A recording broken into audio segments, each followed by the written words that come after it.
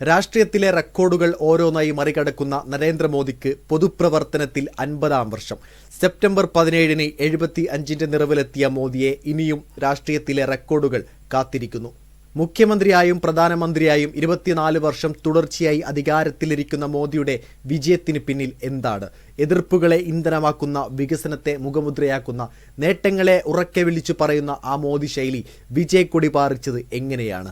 അടിയന്തരാവസ്ഥയെ എതിർത്ത് 1975-ൽ രാഷ്ട്രീയത്തിലെത്തിയ നരേന്ദ്രമോദിക്ക് പൊതുപ്രവർത്തനത്തിൽ ഇത് 50-ാം വർഷം. 2001 ഒക്ടോബർ 7-ന് ഗുജറാത്ത് മുഖ്യമന്ത്രിയായ അദ്ദേഹത്തിന് തുടർച്ചയായി അധികാരത്തിലിത് 24-ാം വർഷം. സെപ്റ്റംബർ 17-ന് 75-ന്റെ നിറവിലെത്തിയ മോദിയെ ഇനിയും രാഷ്ട്രീയത്തിലെ റെക്കോർഡുകൾ കാത്തിരിക്കുന്നു. കൂടുതൽ കാലം തുടർച്ചയായി ഇന്ത്യ ഭരിച്ചെന്ന ജവഹർലാൽ നെഹ്റുവിൻ്റെ റെക്കോർഡ് മറികടന്നതാകാം അതിലൊന്ന്. കാലത്തിൻ്റെ റെക്കോർഡുകളെക്കാൾ മോദി ആഗ്രഹിക്കുന്നത് ചരിത്ര നേട്ടങ്ങളുടെ റെക്കോർഡുകളാകാം. സ്വാതന്ത്ര്യത്തിൻ്റെ ശതാബ്ദിയോടെ ലോകശക്തിയാകാനുള്ള കുതിപ്പിൽ ഇന്ത്യ 4ാം സാമ്പത്തിക ശക്തിയായി കഴിഞ്ഞു.